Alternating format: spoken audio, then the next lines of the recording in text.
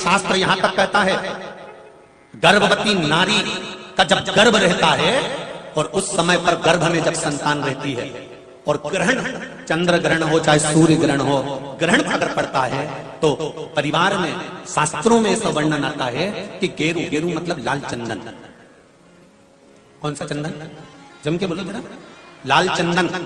ये गेरू तो बाद में आप लोगों ने उधर पे लगाना चालू करा, पर नियम यह है कि गर्भ में अगर बच्चा रहता है तो ग्रहण पड़ता है, चंद्र ग्रहण पड़े, सूर्य ग्रहण पड़े, तो जो नारी का गर्भ रहता है, भले वो 3 महीने का हो, 2 महीने का हो, 1 महीने का हो, 8 महीने का हो, 9 महीने का हो, 10 महीने का, नारी का अगर गर्भ है तो बुजुर्ग लोग भी करते हैं। उनको ये भले नहीं मालूम होगा कि क्यों गेरू लगाते। गेरू नहीं, लाल चंदन की 3 रेखा नारी को अपने पेट पर खींच लेना चाहिए। क्या होता है तो कहा बच्चा विपरीत पैदा नहीं होता, बच्चा स्वतंत्र स्वस्थ अच्छा पैदा होता है, सुखी पैदा।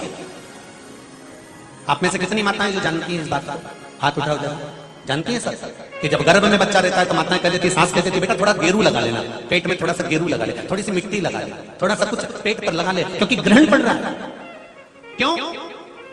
अगर ग्रहण पड़ी हुई संतान जन्म लेगी तो ये अपने ही धर्म का विरोध करेगी, सत्य का विरोध करेगी, गलत मार्ग पर चलेगी।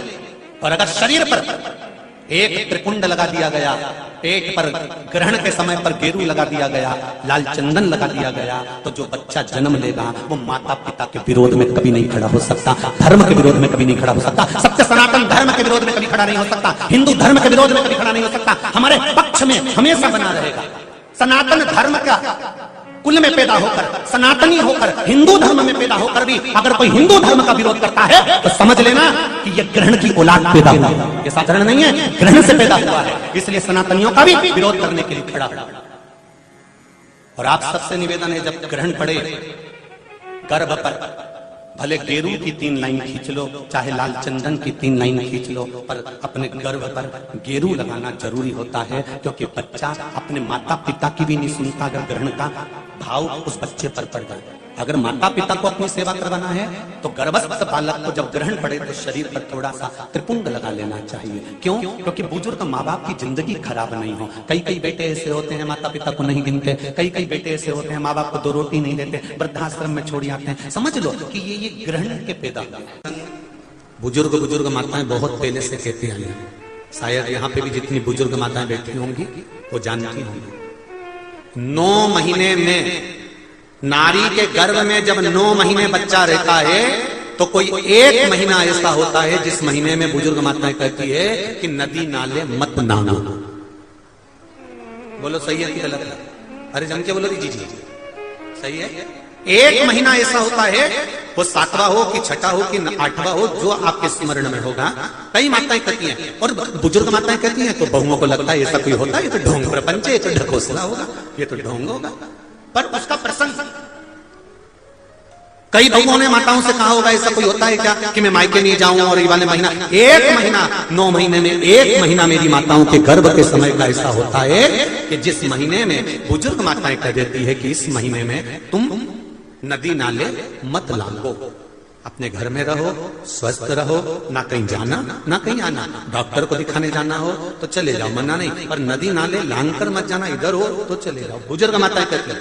अब इन बुजुर्ग माताओं को किसने बताया ये कि नदी नाले मत नांगना? वो प्रसंग ये शिव महापुराण की तर्पण, जो शिव पुराण की कथा आप सुन रहे हो, वो प्रसंग यहां मिलता है कि स्वधा तप कर रही है और उसके तप करते समय वो अपने बच्चों को जन्म देने वाली है, और उस समय पर यमराज की धर्मपत्नी धुमोरना समझाने के लिए आती है। 1 महीना लगता है धुमोरना को स्वधा को समझाने के लिए। इसलिए हमारे यहाँ पर बुजुर्ग माताएं कहती है कि इस महीने में तो नदी नाले मत नांगना, क्योंकि यम की पत्नी आई है। जब गर्भस्थ बच्चा रहता है, जब गर्भ में संतान रहती है, गर्भ में जब औलाद रहती है, गर्भ में जब संतान रहती है, तो नारी के 9 महीने में से 1 महीना ऐसा निकलता है, बच्चा पूरी तरह से स्वस्थ होगा, धड़कन भी होगी, सब कुछ होगा, तुम भी अच्छे रहोगे। पर 9 महीने में 1 महीना कष्ट का तो जाता ही है, ये निश्चित है। क्यों? क्यों? क्योंकि उस समय पर स्वधा के पास में धुमोरना यमराज की पत्नी आकर बैठी थी। जिस समय पर स्वधा अपने बच्चों को प्रकट कर रही थी, तब उस समय पर धुमोरना आकर विराजमान हो गई, यमराज की पत्नी आकर विराजमान। अब नई नई बहुएं तो इस बात पर विश्वास नहीं करती हैं, पर मुझे आश्चर्य इस बात का होता है कि बुजुर्ग माताएं कितनी विद्वान होगी पुराने समय की, कि उनको शिव महापुराण की ये संवाद धुमोरना का यमराज की पत्नी का किसने सुना होगा। और ये बुजुर्ग माताओं को भी मालूम, इनकी सास ने और उनकी भी सास ने और उनकी भी सास ने, मतलब सनातन हिंदू धर्म कितना पुराना सनातन धर्म है, जरा विचार करिए कि वो आज तक चले आए।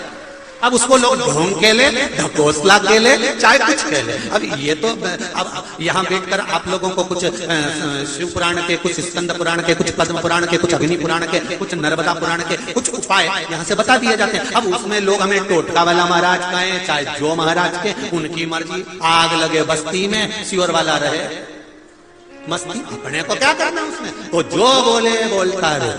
शिव महापुराण की कथा कहती है, जन्म के बच्चा जब जन्म लेता है, जन्म के 1 महीने पहले अगर 1 लोटा जल शमी पत्र समर्पित कर कर शिव जी पर चढ़ा दिया जाता है, तो नारी के गर्भ से जो बच्चा होता है वो कभी विकलांग नहीं हो सकता, मंदबुद्धि नहीं हो सकता, विवेकवान। नारी के गर्भ में संतान है, नारी के गर्भ में संतान। और एक बात और स्मरण रहे, नारी अगर गर्भस्थ बच्चा है और नारी को ऐसा लग रहा है कि ये जरूर कुछ परेशानी, कुछ कष्ट जीवन में आने वाला है, हो सकता है मेरे बच्चे को, शंका जो होती है, उस समय पर भी स्वधा का स्मरण मूल हो जाता है, स्वधा का स्मरण। हम तो कहेंगे, कई लोगों ने भ्रम पैदा कर रखा है, कई लोगों ने भ्रम पैदा कर रखा है। कई महाराज लोग कह देते हैं कि जब गर्भ से नारी रहे तब शंकर भगवान को ना छुए, शिवलिंग का स्पर्श ना करे, शंकर जी को छुए नहीं। ना जाने कौन से महाराज ने कह दिया, एक आध बार मिल जाए तो पकड़ के सियोर लिया, जिसने कहा। जब शिव महापुराण की कथा कर रही है, अकाल मृत्यु वो मरे जो काम करे चंडाल का, और काल उसका क्या बिगाड़े जो भक्त हो महाकाल का। जो शंकर का उपासक होता है, शंकर का स्पर्श करता है, शिवलिंग का मात्र स्मरण, केवल स्मरण, केवल स्पर्श करता है, तो कहा उसके कौटि कौटि पाप छिन्न हो जाता है। तो गर्भस्थ नारी, अरे भाई लिंगायत संप्रदाय का वर्णन हिंगोली से करा था, परली से करा था, कि लिंगायत संप्रदाय में शिवलिंग को मानते हैं।